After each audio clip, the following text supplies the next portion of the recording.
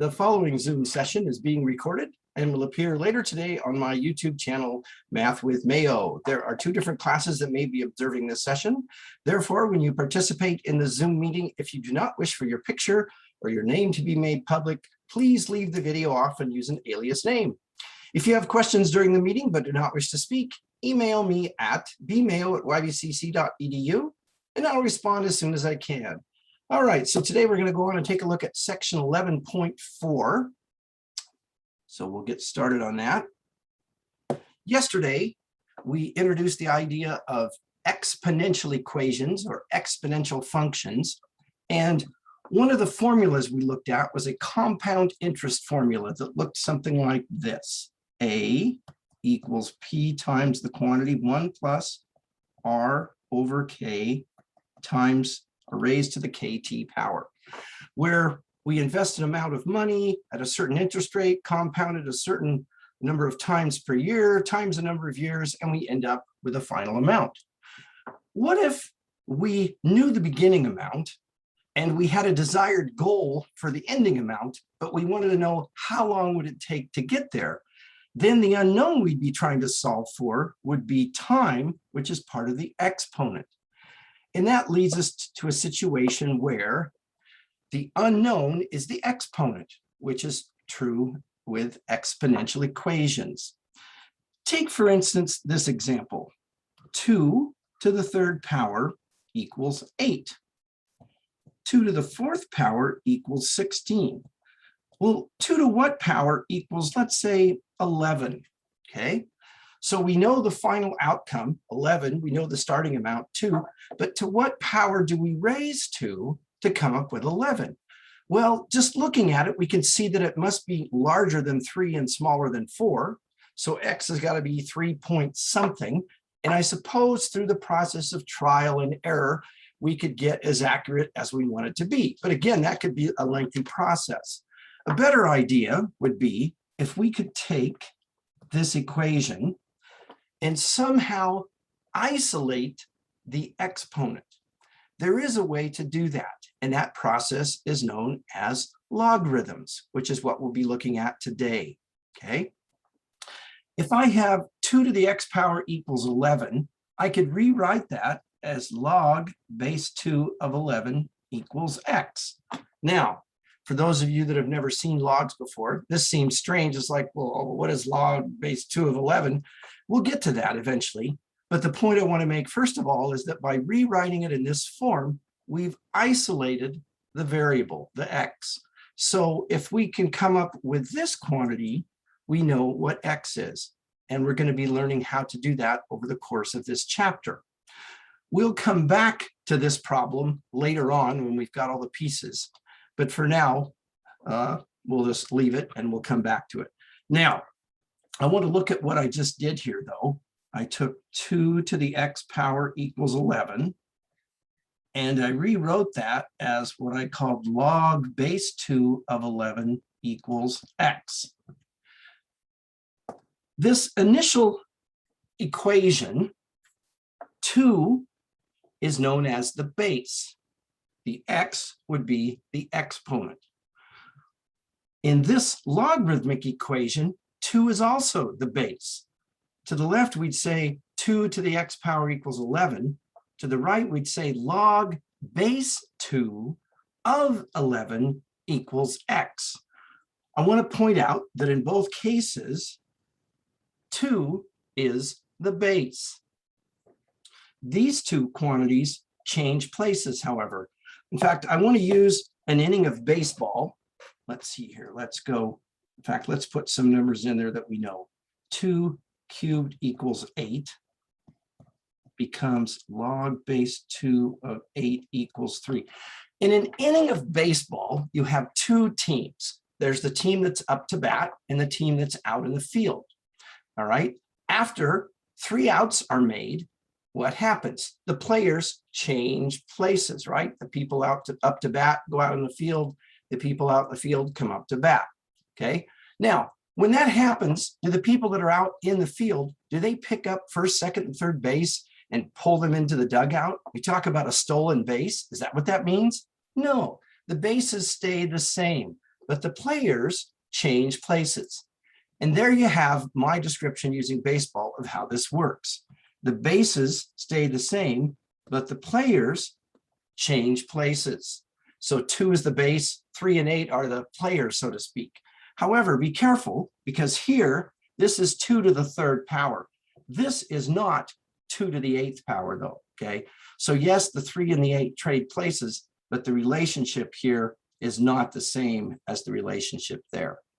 What I want to do now is we're going to practice this idea of changing an exponential equation into a logarithmic equation, and a logarithmic equation into an exponential equation.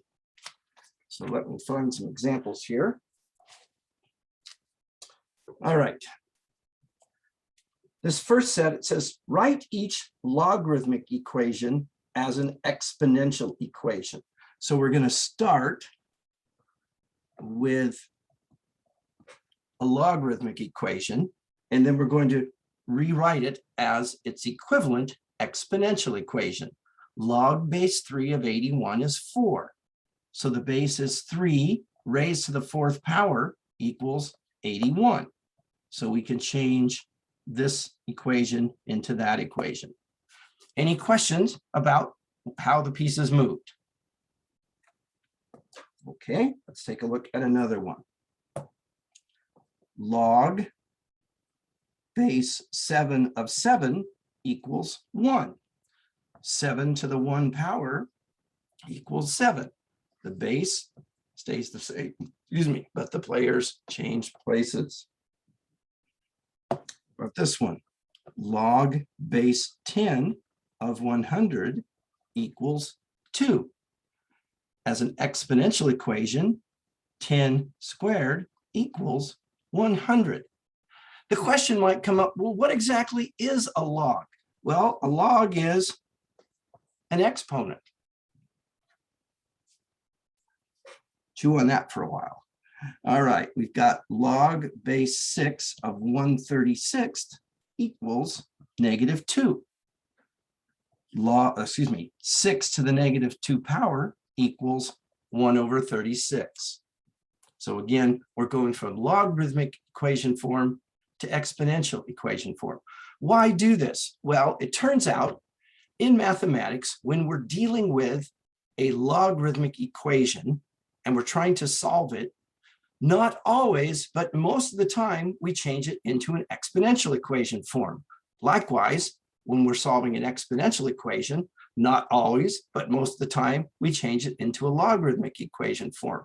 So it's very handy to be able to change back and forth between the two forms. In fact, I would say this is one of the most important things in this entire chapter. All right, how about this? Log base 8 of the cube root of 8 equals 1/3. So that would be what? 8 to the 1/3 power equals the cube root of 8. Isn't 8 to the 1/3 power equal to the cube root of 8? Recall back from chapter 9. Okay. How about this one? Log of 0.01 equals -2. There's something missing here. There's no base written on the log. That's because in mathematics, log base 10 is used so often, it's referred to as common log.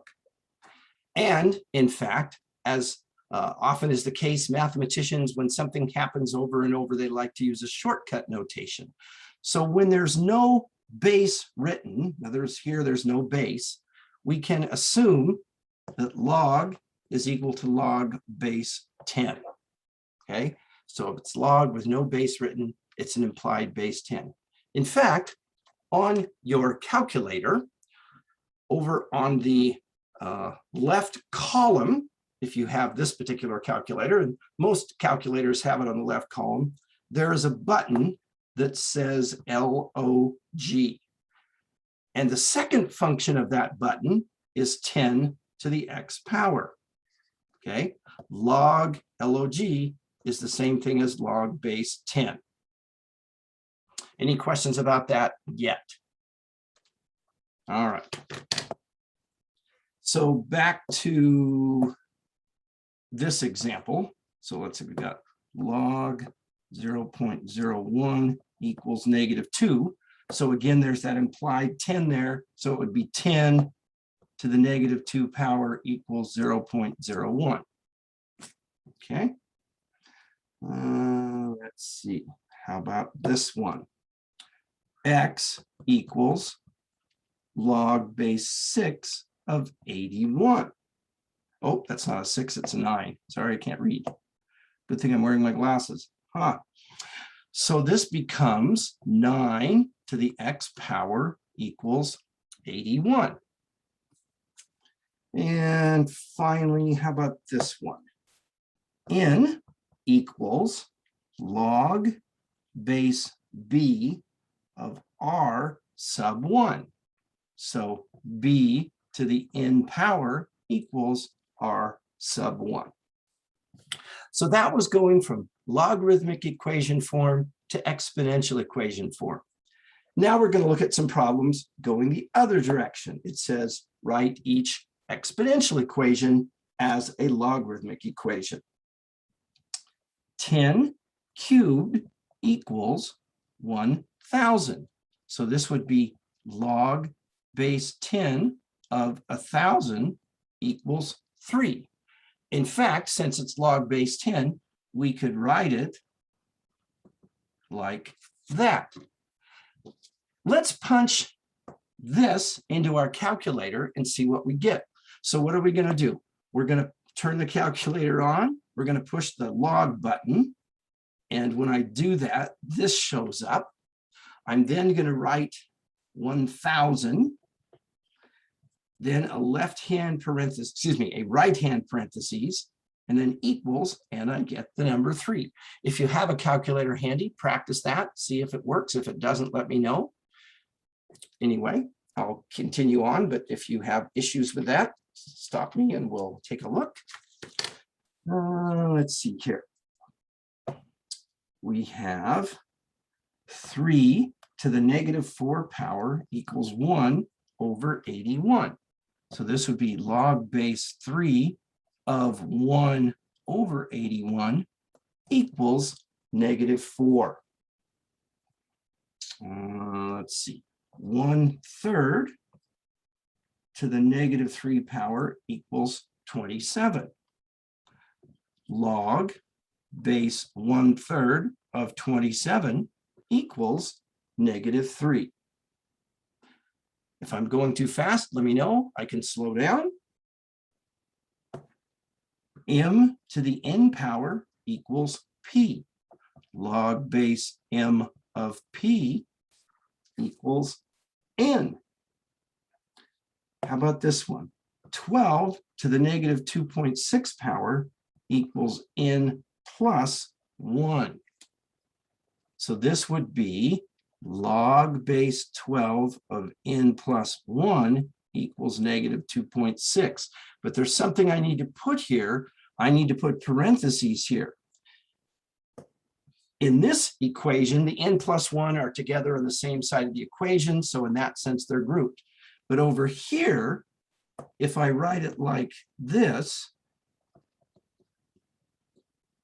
it looks like it's log base 12 of n plus 1, and we want log base 12 of the quantity n plus 1. So I need to quantify that quantity in that case.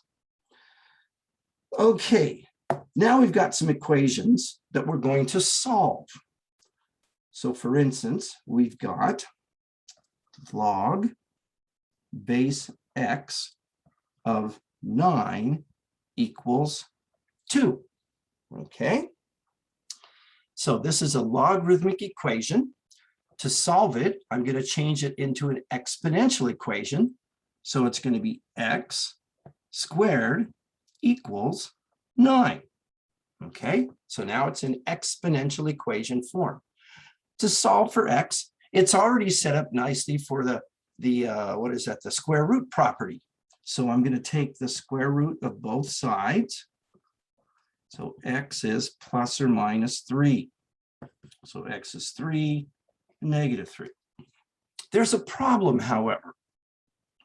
and it has to do with domain and range. All right, we're going to come back to this problem in a bit, but let's consider what we looked at when we graphed something like y equals 2 to the x power.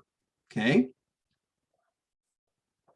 we got a graph that looked something like this, and we said that the domain was all real numbers and the range was greater than 0.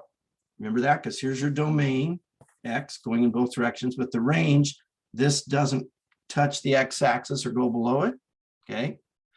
So the domain is all real numbers, the range is greater than or equal to 0. So if I've got something like this, y equals b to the x power, okay, the exponent could be anything, right? It could be positive, positive or negative, right? Or 0. The base, recall, if it's between 0 and 1, get a decreasing function. Greater than 1, we get an increasing function. B can't equal 1, however.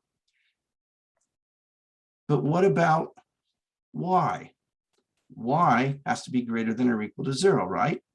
Okay, so this can be any real number.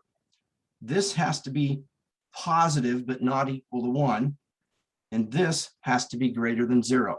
So let's take that and let's write that in logarithmic form. Log base b of y equals x. So that means that this number has to be greater than 0, but not equal to 1. It also means that this quantity has to be greater than 0, but our answer can be positive or negative or 0. So again, what are we saying there? We're saying that if we've got log, let's say base a of b equals c, okay? A has to be greater than 0, but not equal to 1. B has to be greater than 0. C can be any real number. So here, that's that, which means x can't equal -3, okay? So in this case, we got 2 solutions, but when we considered where they go, we had to throw out the negative answer because the base can't be negative. And I know I kind of dumped a lot on you there, but as you go through the problems, I think you'll get used to that idea. All right, how about this problem? Log base 7 of x equals 0. Well, if I write this in exponential form, that would be 7 to the 0 power equals x. Well, what is 7 to the 0 power? What is anything besides 0 raised to the 0 power? It's 1. How about this one? Log base 4 of 16 equals x. So 4 to the x power equals 16. Okay, now, in this course, Math 93, there are some things we skipped. In fact, notice how we started on section 11.3. The Math 95 course, which is headed to the STEM sequence, does 11.1 and 11.2. And one of the things that we're skipping over is something called a one-to-one function. And I'm not going to go into great detail about it because we're skipping it, but suffice it to say this. If I could take this equation and write it like that, 16 is 4 squared, to where the bases are the same on both sides of the equation, the exponents are also the same. So we solve it and get x equals 2. So log base 4 of 16 equals 2 because 4 squared equals 16. Okay, so again, how did we solve that? We wrote it so that they both had the same base. Let's see here. Let's take a look at this one. Log base 27 of x equals -1/3. So we get 27 to the negative 1/3 power equals x. Well, that would be 1 over 27 to the 1/3 power, which would be 1 over, well, what is the cube root of 27? 3. So x equals 1/3. Any questions there? Okay, how about this one? Log base x of 1/1000th equals negative 3/2. So we've got x to the negative 3/2 power equals 1 over 1,000. Well, how could I solve for x? Remember when we had equations like the square root of something equals some number, and we squared both sides to get rid of the radical, okay?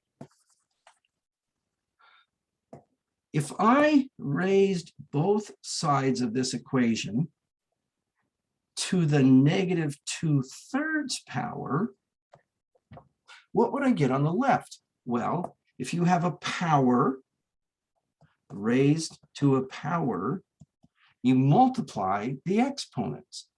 So by using the reciprocal of this here, I get x to the negative 3/2 times negative 2/3, which would be positive 6/6, which would be 1, which would be x. So this whole thing is x, and I've got x equals 1 over 1,000 to the negative 2/3 power. Any questions so far? Then this would be x equals 1,000 over 1 to the positive 2/3 power, which is just 1,000 to the positive 2/3 power, right? So I've got x equals 1,000 to the 2/3 power. Well, again, recall from chapter 9, I could take the root and then the power. What's the cube root of 1,000? That's 10. What's 10 squared? That's 100. So we get log base 100 of 1 over 1,000 equals negative 3/2. A long way to go, but it's using tools that we've learned in previous chapters. And you thought you could forget all about chapter 9 once we move to chapter 10 or chapter 11. Afraid not, afraid not. Okay, let's see here. How are we doing? All right, take a look at this. It says evaluate each logarithmic expression, log base 3 of 9. Okay, so I'm supposed to evaluate that expression. Well, to start off with, I'm going to say, I don't know what the answer is, so let's call it box. Okay, I suppose I could have called it x, but I'm just going to call it box.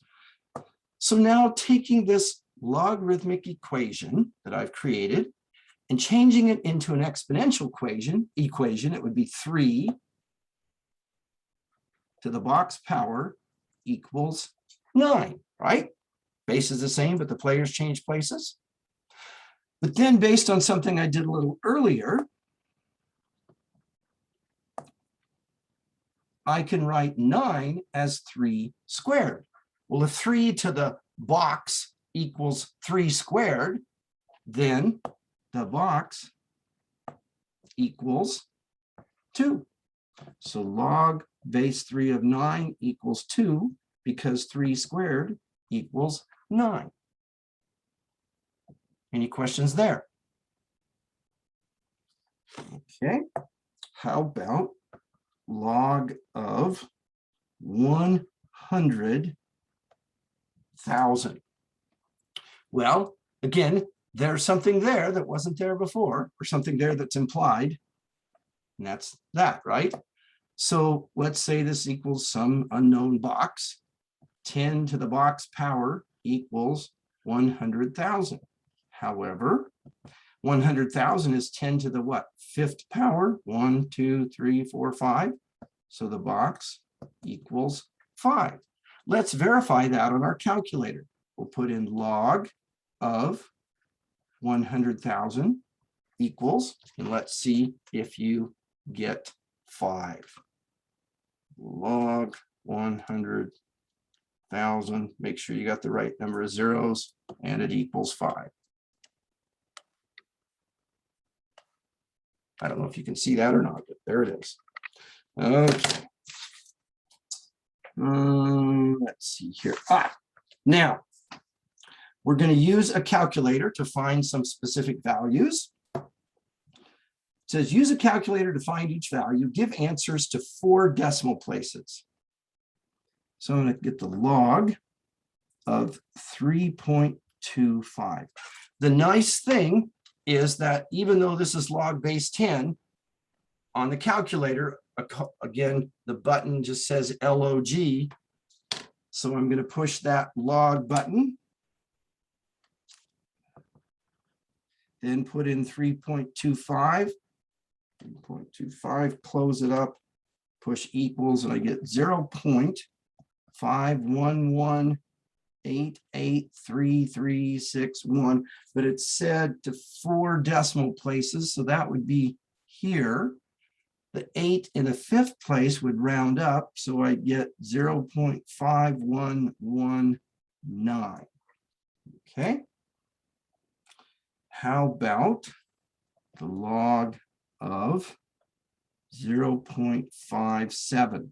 So I'm going to put in log 0.57 equals log 0.57 equals, and I get negative 0.244125. Here's the 4th place, the 4 rounds down, 2 rounds down, excuse me, negative 0.2441. Any questions there? All right. This says use a calculator to solve each equation. I have log of x equals 2.8945. So again, there's an implied 10 there. So I could rewrite this equation as 10 to the 2.8945 power equals x. On my calculator, I can access this one of 2 different ways. I can just push the number 10, then use the little caret key, power key, and then put in 2.8945. Oops. There we go. I had too many decimal points there. Let's see, 2.8945, and I get 784.332189. To 4 decimal places, that would be right there. This would round down, so 784.3321. 784.3321. Okay. Now, the other way I can do this is recall that I mentioned earlier that the second function key of log is 10 to the x power. So I also could access it this way. I could take, let's see here, this and put in second function key log, which would then give me, see if I do that, second log, this is what comes up. Okay, then I can put in 2.8945 parentheses equals, and I get the same answer. Okay, so you can either just punch in the 10 and the power key and then go from there, or you can do the second log and this will show up and then you'll go from there. So you just need to decide which way you want to go. Okay, they're both what, two keys here. You got to, well, you could argue this is 3 keys, 1, 0, and the little, anyway, it doesn't matter. They both work, Okay, let's see here. Here is a application problem. It says stocking lakes, as in putting fish in lakes. A farmer stocked a lake on her property with 75 sunfish. She was told that with the proper oversight, the sunfish population could be approximated by the logarithmic function f of t equals 75 plus 45 times the log of t plus 1, where t is the number of years since the lake was stocked. Okay, now it says find the number of sunfish she can expect in the lake in 2.5 years. So t is going to be 2.5 years. Okay, I'm going to go ahead and change that into 2.5 years, just because it'll be easier to deal with. So f of 2.5 equals 75 plus 45 times the log of 2.5 plus 1. F of 2.5 equals 75 plus 45 times the log of 3.5. Again, notice that we're dealing with base 10. So on the calculator, I'm going to put in 75 plus 45 times the log of 3.5. And I get 99.483062. So if we round that to the nearest sunfish, the author said about 99 sunfish, because 48 hundredths of a sunfish isn't going to be alive very long, if at all. Okay, any questions on that example? Here's another one. It says children's height. The logarithmic function h of a equals 29 plus 48.8 times the log of a plus 1 gives the percent of the adult height of a male child a years old, that a male child 8 years old has obtained. Let's see if I can read that again. This function gives the percent of the adult height a male child a years old has obtained, or attained, I guess it says. If a boy is 9 years old, what percent of his adult height will he have reached? So h of 9 is 29 plus 48.8 times the log of 9 plus 1, which is 29 plus 48.8 times the log of 10. So put that into the calculator, 29 plus 48.8 times the log of 10, close it up, and we get 77.8. So that would be the percent. So what this is saying is that on average, a male child who is 9 years old has attained 77.8% of his adult height. All righty. So, important things to remember, among others. You can change a logarithmic equation into an exponential equation, and an exponential equation into a logarithmic equation. The bases are the same. The two numbers, the players change places. Log base 10 is written as log, like that, shortcut notation. Okay, also keep in mind domain and range. Your base has to be greater than 0 but not equal to 1. The quantity you're taking the log of has to be greater than 0, but c in this case can be any real number. All right, that's all I have for today. So I will be back this afternoon at 1:15 with an office hour, should you have any questions. And with that, I'm going to stop the recording